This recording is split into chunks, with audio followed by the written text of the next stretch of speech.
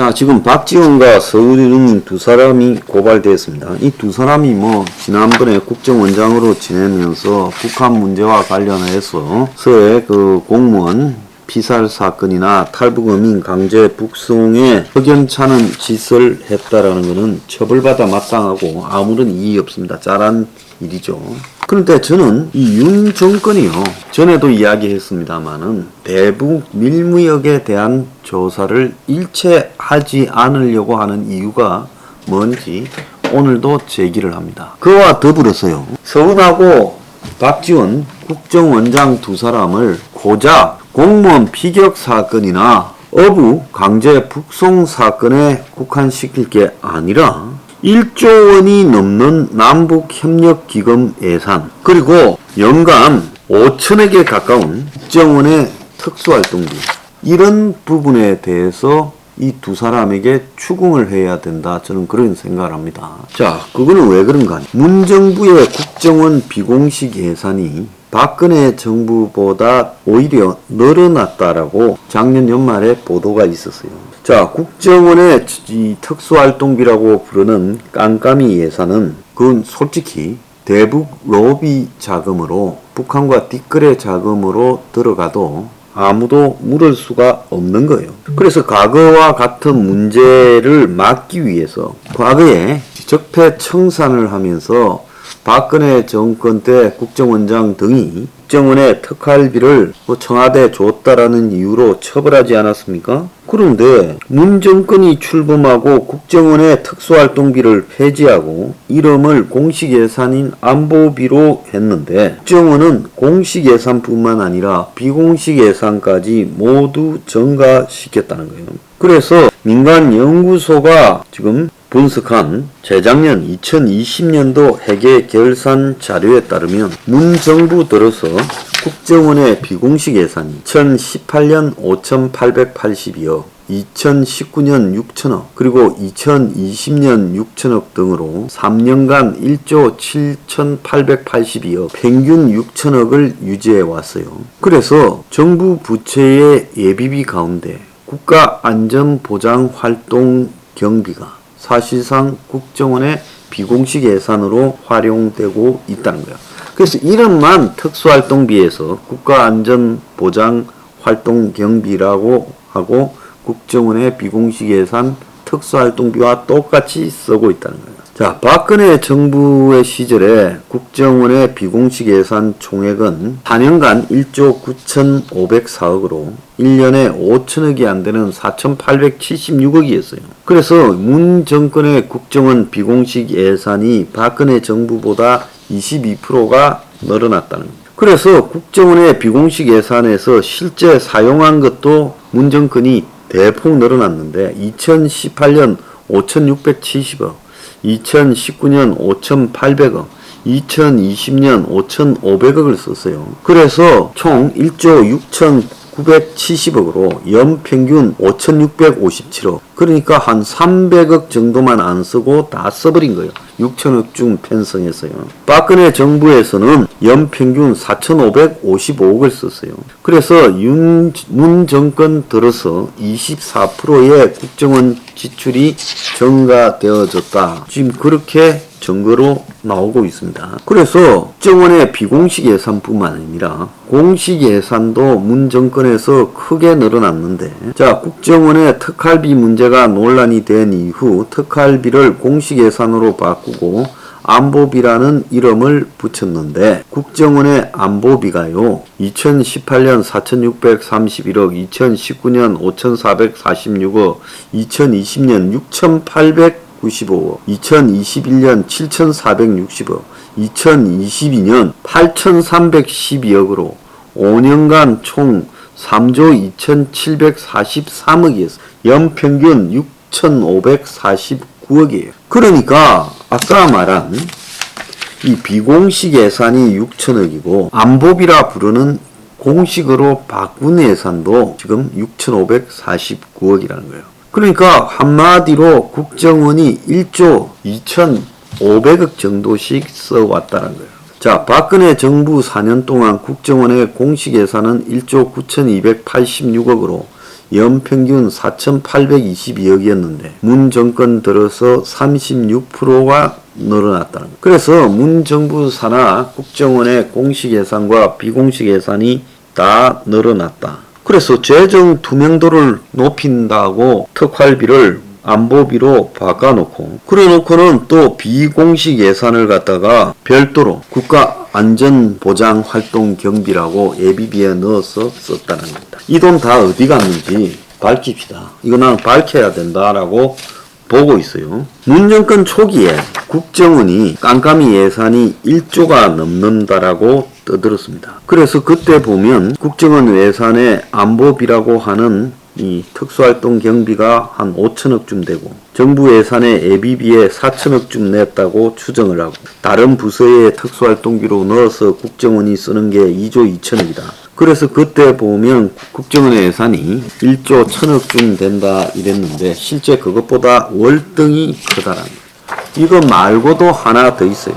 통일부가 관장하는 남북협력기금이라는 게 있습니다. 그래서 남북협력기금이 작년에 보도에 따르면 4년째 1조 원, 경색 국면의 집행률은 1.5%다. 그래서 문정권 말에 남북 이 협력기금이라는 걸 공식적으로 쓸 부분이 별로 없었는데도 1조 단위로 계속 편성해 왔다는 겁니다.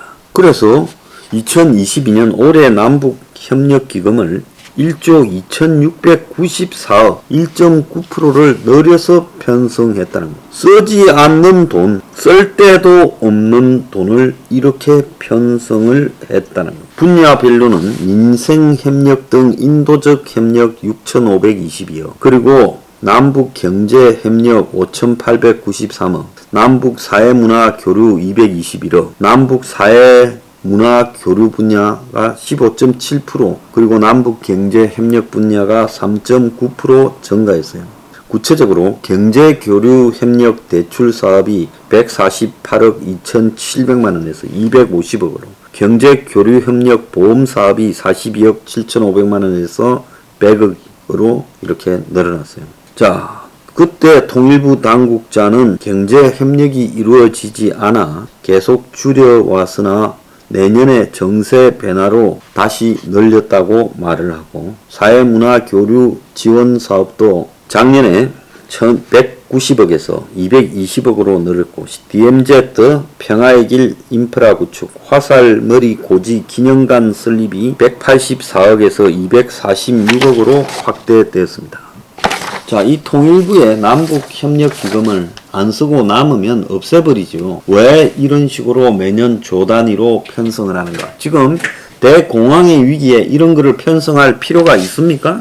자, 제가 전에도 다뤘던, 나중에 민정수석을 하다가 또 윤석열 관련 문제 등 처리와 관련해서 그만뒀던 신현수 씨. 노무현 정권 때 지금 사정비서관을 지냈죠. 그러다가 문재인 법률지원단장을 맡았고, 그리고 문 정권 출범 때 안경환 법무장관이 낙마하자 법무장관 후보로도 거론됐다가 정권 초기에 국정원 기조실장이 됐습니다. 자, 그 자리에 신현수 씨가 앉았다가 지금 그만뒀어요. 오래 하지 않고요. 그래서 문 정권의 국정원 기조실이라는 것은 대북 문제 관련 핵심인데, 자, 여기에 신현수 기조실장이 스스로 그만뒀다는 거예요. 근데 문 정권 때 국정원에 지금 대북 정보 활동을, 국내 활동은 묶어놓고 남북 관계 개선에 올인시키고, 그러면 북한하고 접촉해야 되는데, 그래서 결국은 그때 청와대가 나와서 지금 북한하고 관계 개선에 돈이 들어가는데 그 돈을 국회가 다 들여다보는 통일부, 남북협력기금 등을 사용하는 것은 불가능했겠죠. 그러니까 그 예산은 쓰지 말고 결국 쓸 수 있는 것이 국정원의 특활비였다. 그러면 국정원의 특활비를 승인하는 것이 기조실장이라는 거예요. 그래서 문재인 정권이 기조실장이 그걸 갖다가 지금 하도록 했으니, 그래도 양심이 있는 사람이 그 일을 할 수 없으니 떠나버렸다. 이렇게 보는 게 지금 당시에도 지금도 이 사실에 가까운 추정이라고 봅니다. 자, 그래서 이 국정원의 지금 특수활동비 사실상 뭐 이름만 바깥이 유지되고 있는 저 많은 특수활동비, 1년에 6천억 가량씩 채웠던 저 특수활동비에 대해 조사를 해야 돼요. 그리고 남북교류협력기금 1조 단위로 편성해놓고 거의 사용하지 않는 저 돈도 이제 편성을 줄여야 되고, 누적되고 있는 저 돈이 어떻게 관리되고 있는가도 조사해야 된다, 저는 봅니다. 그래서 윤 정권이 이런 것들을 체크하고 정리하지 않고 그 뭐 북한 관련해서 케이스 바이 케이스적인 문제만 하는 것은 본질적인 대북 관련의 의혹들을 덮어버리고 실제로 사안별로만 접근하고자 하는 거, 그렇게 해서는요 한국의 친북 세력들의 장난을 절대로 막을 수 없다 봅니다. 자, 국정원의 특수활동비하고 그리고 통일부의 남북협력기금, 이 두 가지 대대적으로 조사에 들어가야 되고요. 특히 국정원 특수활동비와 관련해서 서운하고 박지원을 고발한 마당에 그 사용 내역도 이제 확인해야 된다. 세상에 국민이 못 보는 게 어디 있을 수 있어요? 어떻게 6천억이나 되는 돈을 국민 모르게 쓸 수 있게 해요? 국정원이 그만한 성과가 있었어요? 간첩을 잡았습니까? 남북관계를 개선시켰습니까? 전쟁 위험을 떨어뜨렸습니까? 그러면 그 돈은 엉뚱한 데 쓰여진 건데 착복하면, 롯데호텔에서 밥 먹으면 누가 합니까? 그러니까 국정원의 특수활동비 이번에 고발된 마당에 서훈과 박지원 조사하고요. 대북 밀무역 자금은 어디서 나왔는지 조사하기 바랍니다.